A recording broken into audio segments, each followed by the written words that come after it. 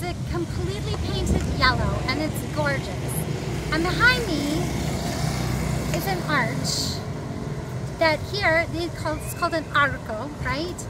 That has a really interesting story behind it. This church, which is actually a convent, was originally built in the mid-1500s. And there was a man named Fray de Landa who went to Guatemala to get 2 statues of the Virgin Mary that were exactly the same. He brought one to go to the town of Mérida and the other one to come here to the town of Itzamal. So they brought the statue into the convent and everybody loved it. There was a lot of, I'm going to call them Indians because that's what it's called in the legends, although we normally here we call them indigenous people. A lot of the Indians really loved this statue. Well, then the Spanish came because they decided that they were going to remove the statue. Before I go on and tell you what happened with the Spanish, I want to tell you that when the 2 statues were named, they were called sisters. So that comes into play later in the story. It's very important.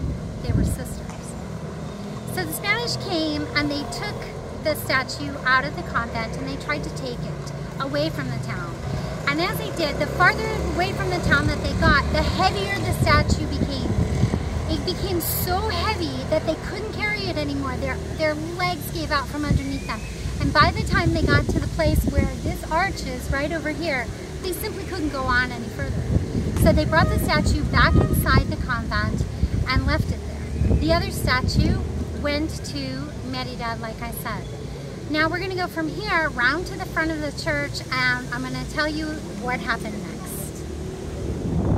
So here we are standing in front of the church. Years passed and there was a young Indian man who was working here as an acolyte, cleaning, doing chores, and every day he would go in and he would talk to the Virgin Mary. And people could hear him in what they called a very high voice, speaking to her on a regular basis. One day, there was a fire in the church. It was the 8th of December, and the man heard a voice saying to him, "Save me, I am the Virgin." And he was not inside the building. He was outside the building. The building was burning, and the statue of the Virgin was burning down too, but there was a light. A very delicate light, and the light followed him. So he didn't know what to do, and he went to this pyramid that is down at the end of the street.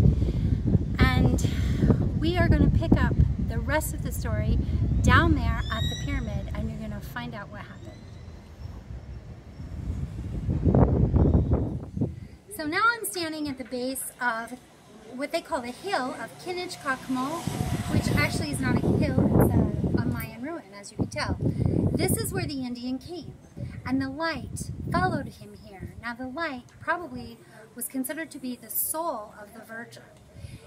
I want to tell you a little bit about this place because it's very interesting. This ruin was built somewhere between 400 and 600 BC, possibly was built over even older structures. One of the really interesting things about it is that underneath this ruin, there is a cave. That is an important part of the story. So it was built to a sun deity, and the story is that there was a macaw that was on fire that would come down and take the offerings that were given to it. But I want to go back to the story about the Indian. So the Indian came here, and the light followed him, and he stayed here for long days. And during that time, the presence of this Virgin was still with him. Now the people say that the Virgin's presence is still here and that it's guarded by an enormous snake. Now, I'm going to tell you the end of the story about the Virgin, but before I tell you the end of the story about the Virgin, I want to tell you a little bit about the snake. The snake is related to the story of the cave being underneath here, because we have here stories of an enormous snake that can fly. It's kind of like a dragon, and it lives in the cenotes, or caves, of the entire peninsula. So again, this is tying back into these very ancient stories of, they're called elemental beings. Elemental beings are the elements come alive, and this snake possibly is fire because it's related to the dragon, which is related to the fact that this has got a sun deity that comes down in the form of a bird that's on fire. So the connections are fabulous, and of course a lot of this feels like conjecture, but it's magic and it's stories and it's fables and legends and myths that are coming alive and that people still believe in today. So the end of the story about the Indian is that now today there is a beautiful, fragrant feeling. This is the way they describe it, as a fragrant feeling of fresh flowers that goes from here at this ruin all the way up the street back to the church.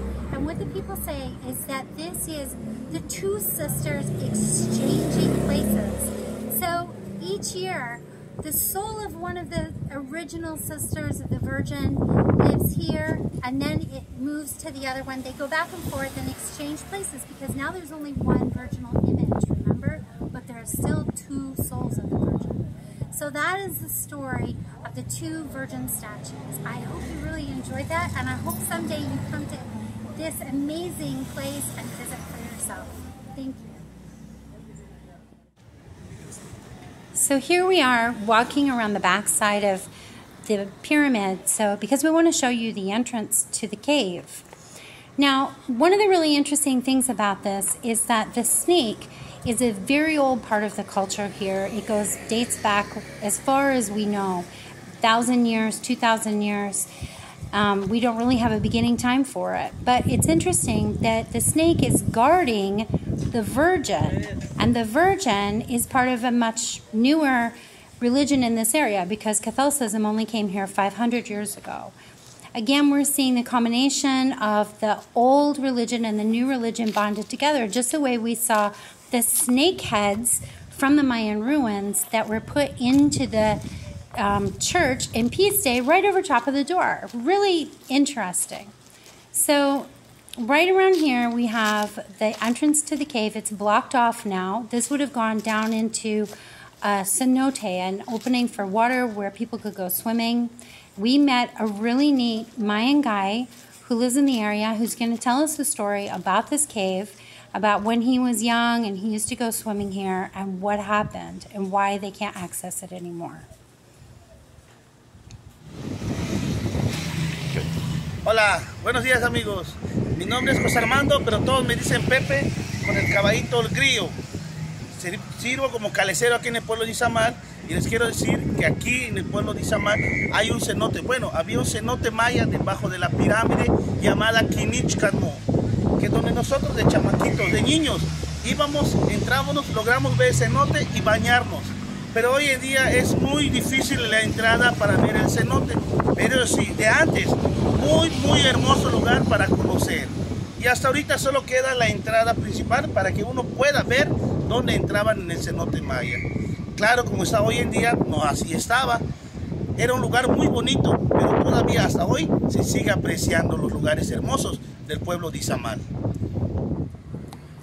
Y también, bueno, como ahorita, de antes uno entraba, lo intentaron rescatar para que entren al cenote, a la pirámide, debajo hay un cenote, pero desafortunadamente cuando lo estaban sacando las piedras para que uno pueda entrar, mucha gente sintió que la pirámide se movió, que tembló. Por eso fue una de las razones que dejaron así la entrada, no lo pudieron escarbar con temor que se destruya la pirámide. Por eso mejor la dejaron así, para no perder una cosa mucho más bonita.